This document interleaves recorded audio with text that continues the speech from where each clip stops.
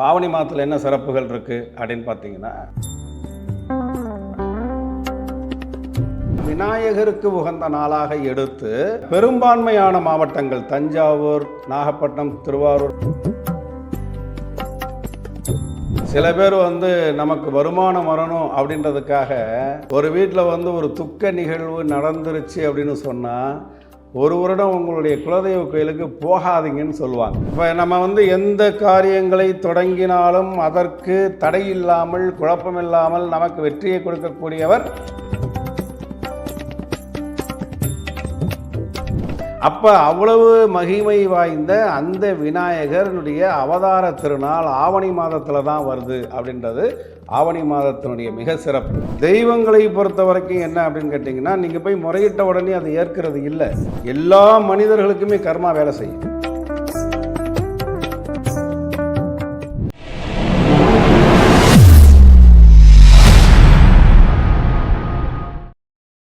ஆரோ divine நேயர்களுக்கு வணக்கம். நான் உங்கள் ரூஹி. இன்றைக்கி நம்ம யாரை பார்க்க போகிறோம் அப்படின்னு பார்த்தோம்னா, பொதுவாக மாதங்களுடைய சிறப்பு, ராசிகளோட சிறப்புகள்லாம் நிறைய பேர் பேசுவாங்க.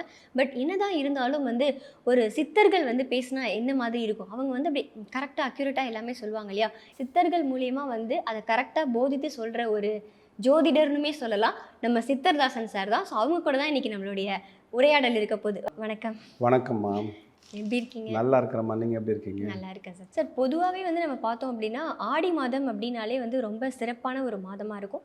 அந்த மாதத்தில் பெருசாக விசேஷங்கள் எதுவுமே இருக்காது. ஆனால் கோவிலில் வழிபாட்டு தலங்களில் வழிபாடு அதெல்லாமே ரொம்ப சிறப்பாக இருக்கும். அம்மனுக்கு ரொம்ப ஒரு சிறப்பான ஒரு மாதமாக கூட அது இருக்கும். ஆடி மாதம் அப்படின்னு தாண்டி வருடங்கள் வரக்கூடிய மாதத்தில் தை மாதம் அப்படின்னு பார்த்தா அதுக்கு அடுத்து நமக்கு ஒரு சிறப்பான மாதமாக இருக்கும். இந்த வருடங்கள்லேயே இந்த ஆடி தை மட்டும்தான் சிறப்பான மாதமா? எங்களுக்கு ஒரு சந்தேகம் இருக்குது. ஆவணி மாதம் இல்லையா, அது ஏதாவது சிறப்பான மாதமா? ஆடி மாதம் அப்படின்னு சொன்னோம்னா, ஆடி மாதத்தில் செவ்வாய்க்கிழமை ரொம்ப விசேஷமான ஒரு நாள். செவ்வாய் முருகனுக்கு உகந்த நாள் தான். ஆனால் அதை என்ன பண்ணுறாங்க அப்படின்னு கேட்டிங்கன்னா, விநாயகருக்கு உகந்த நாளாக எடுத்து பெரும்பான்மையான மாவட்டங்கள் தஞ்சாவூர், நாகப்பட்டினம், திருவாரூர், மதுரை மாவட்டங்கள், திருநெல்வேலி மாவட்டங்கள்லாம் ஆடி செவ்வாய் பிள்ளையார் வழிபாடுன்னு ஒன்று சொல்லுவாங்க. இதை செய்வாங்க. ஆனால் அது விநாயகருடைய வழிபாடு, செவ்வாய் பிள்ளையார். அதை வேறு மாதிரி என்ன சொல்லுவாங்கன்னா, ஔவையார் பூஜை அப்படின்னு சொல்லுவாங்க.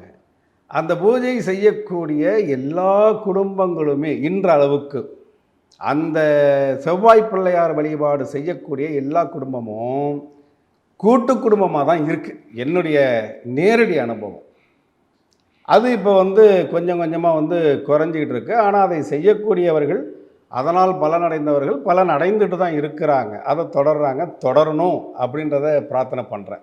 இப்போ நீங்கள் கேட்ட மாதிரி தை மாதம் அப்படின்றத நாம் எடுத்துட்டோம் அப்படின்னு சொன்னால், அது சங்கராந்தி வருடம் அப்படின்னு சொல்கிறாங்க. மகரத்தில் சூரியன் போயிட்டு நிற்கக்கூடிய அந்த காலங்கள். மகரத்தில் சூரியன் நிற்கிறார் அப்படின்னா அந்த மகர ராசிக்கு அதிபதி விஷ்ணு தான், அல்லது சனீஸ்வர பகவான் அப்படி எடுத்துக்கலாம். இவங்களுடைய அதி தெய்வம்னு எடுத்துக்கிட்டோம்னா சபரிமலை ஐயப்பன். அப்போ இந்த தெய்வங்களை வழிபாடு செய்யாமல் அதில் வரக்கூடிய வெள்ளிக்கிழமையை எடுத்துட்டு தை மாதத்தில் அந்த வெள்ளிக்கிழமை பூஜையை ரொம்ப சிறப்பாக எல்லா மாவட்டங்கள்லேயும் செய்துட்ருக்காங்க. குறிப்பாக பாண்டிச்சேரியில் ரொம்ப கோலாகலமாக செய்வாங்க தை மாதத்தினுடைய வெள்ளிக்கிழமை. மீதி மாதங்கள்லாம் ஏன் விடுபட்டு போயிட்டு அப்படின்ற மாதிரி இப்போ நீங்கள் கேட்குறீங்க. அது ஏன் விடுபட்டு போயிட்டு அப்படின்றது சொல்கிறதை விட மறைக்கப்பட்டது அப்படின்னு நம்ம சொல்லலாம். என்ன விதமான காரணங்களால் கூட இருக்கலாம்.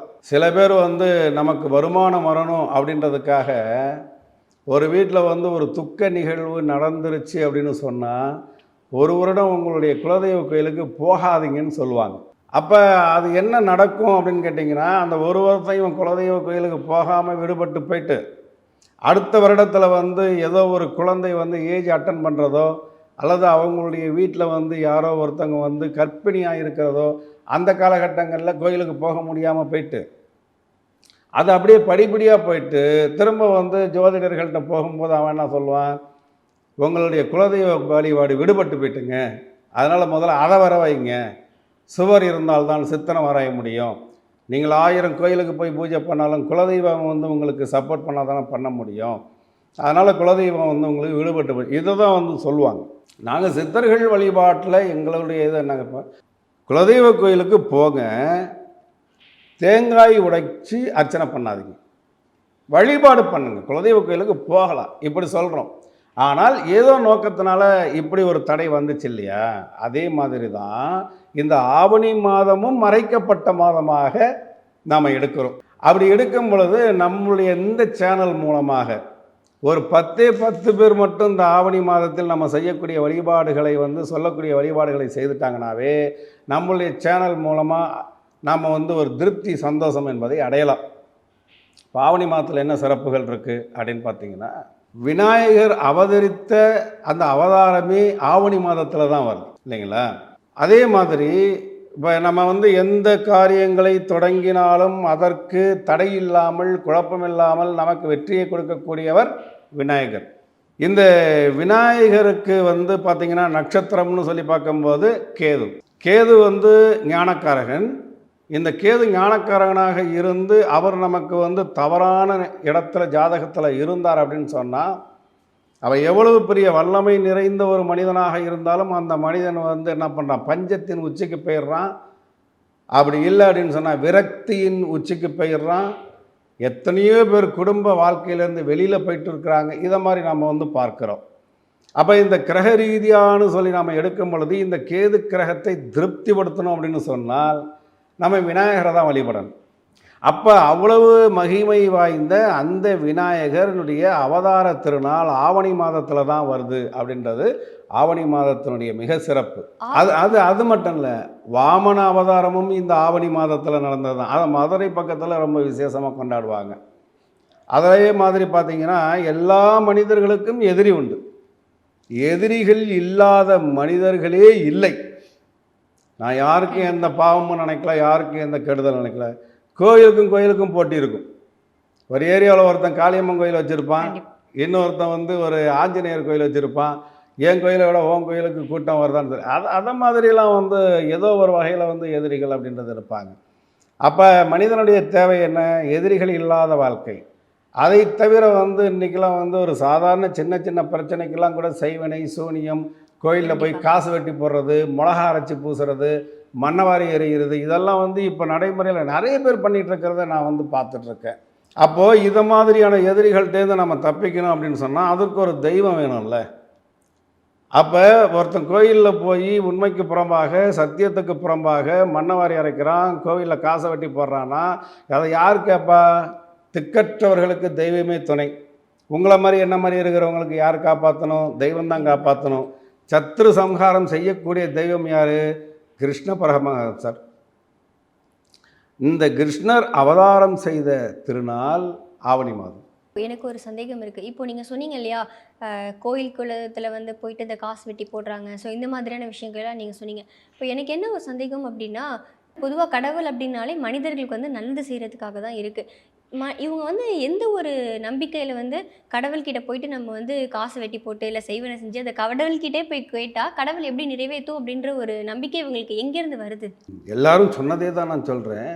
ஒரு ரூபாய் காயின்ஸ் எடுத்துட்டோன்னு வச்சுக்கோங்களேன், அதில் 2 பக்கம் இருக்குது. அதே மாதிரி வறுமைன்னு இருந்தால் அதுக்கு மாற்று அப்படின்னு ஒன்று இருக்கும். ஏழை அப்படின்னா பணக்காரன் ஒருத்தன் இருப்பான், இன்பம்னு இருந்தால் துன்பம் இருப்பான். அதை மாதிரி தெய்வங்களை பொறுத்த வரைக்கும் என்ன அப்படின்னு கேட்டிங்கன்னா, நீங்கள் போய் முறையிட்ட உடனே அதை ஏற்கிறது இல்லை. ஆனால் ஒரு மனிதனுக்கு எப்போ வந்து கிரக நிலைகள் சரியில்லாமல் போகின்றதோ, அவனுடைய ஜாதக ரீதியாக தசையும் புத்தியும் எப்போ வந்து கெட்டு போய் அவனுக்கு பாதகத்தை கொடுக்குதோ அப்போ அந்த எதிரிகள் தானாகவே உருவாகும்.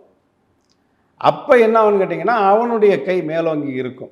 அப்போ போயிட்டு இதை எல்லா கோவில்லையும் பண்ண முடியாது. விநாயகர் கோவில்லையோ பெருமாள் கோவில்லையோ முருகர் கோவில்லையோ சிவன் கோவில்லையோ போய் நான் போயிட்டு அவன்கிட்ட வந்து 10,000 ரூபாய் கடன் கேட்டேன், அவன் பணத்தை வச்சுக்கிட்டே எனக்கு தரமாட்டான், எனக்கு பணம் கடன் கொடுக்காத அவன் பணம் இல்லாமல் வாழணும் அப்படின்னு மண்ணவாரி அரைச்சா இந்த கோயிலில் பண்ண முடியாது. அதுக்குன்னு சொல்லி சில துஷ்டமான தெய்வங்கள், அதுக்குன்னு வரையறுக்கப்பட்ட தெய்வங்கள் அப்படின்றது வந்து இருக்காங்க.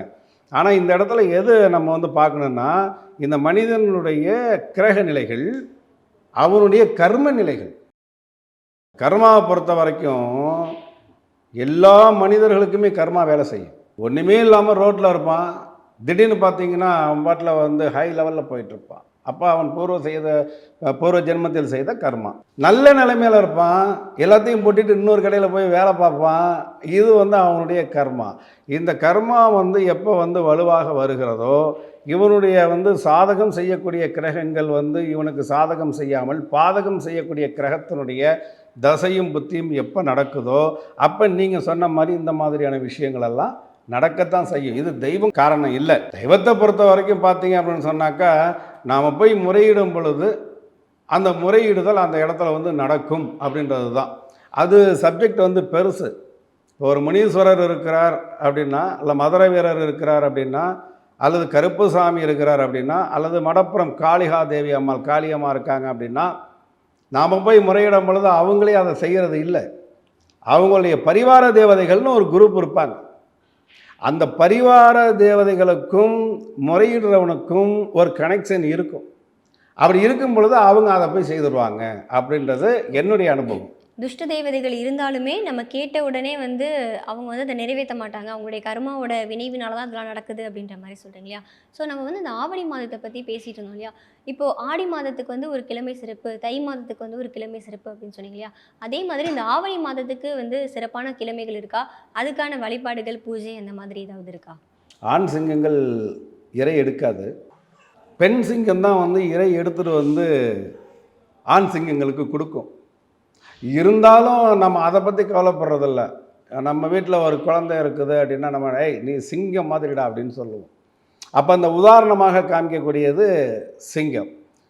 ஏன் உதாரணமாக சிங்கத்தை காமிக்கிறோம் அப்படின்னு கேட்டிங்கன்னா, அது வந்து வனராஜா, காடுகளுக்கு ராஜா. இந்த மாதங்களின் ராஜா வந்து ஆவணி மாதம் தான். என்னென்னா, இந்த சூரியன் சிம்ம ராசியில் தன்னுடைய சொந்த வீட்டில் ஆட்சி பெறுகிறார். இப்போ கிரகங்கள்லையே வந்து பார்த்தீங்க அப்படின்னு சொன்னால் எல்லாமே கிரகங்கள் தான். ஆனால் சனி கிரகத்தை மட்டும் இறைவனுக்கு ஒப்பாக சனி ஈஸ்வரன் அப்படின்னு நம்ம சொல்கிறோம். இப்போ சிவபெருமானுக்கு இணையான பலனை கொடுக்கக்கூடிய கிரகம் சனி கிரகம் அப்படின்னு சொல்கிறோம்.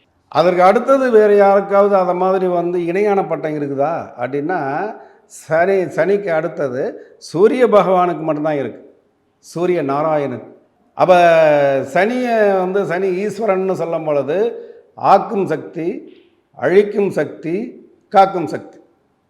சூரிய பகவானை வந்து சூரிய நாராயணன்னு சொல்லும் பொழுது ஆக்கும் சக்தி, அழிக்கும் சக்தி, காக்கும் சக்தி, தான் அழித்ததை திரும்பவும் உருவாக்கும் சக்தி எங்கே இருக்குது? சூரிய பகவான்கிட்ட இருக்குது.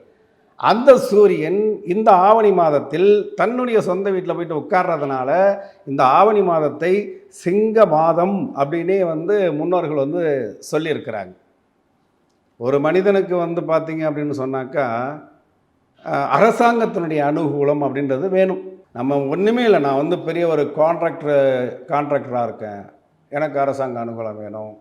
இல்லை வந்து நான் வந்து ஒரு அரசாங்க பதவியில் இருக்கேன், நான் மேல்கொண்டு ப்ரொமோஷன் போகிறதுக்கு அரசாங்கம் அப்படி இல்லை. எதுவுமே இல்லாதவருக்கும் அரசாங்க அனுகூலம் வேணும். அப்படி இருந்தால் தான் அவன் வீட்டு வாசலில் ரோடு நல்லாயிருக்கும், அவன் இந்த ரேஷன் கார்டில் எந்த குழப்பமும் இல்லாமல் இருக்கும், அவனுக்கு அது வந்து தெரு விளக்குகள், மின்சார விளக்கு, இது எல்லாமே.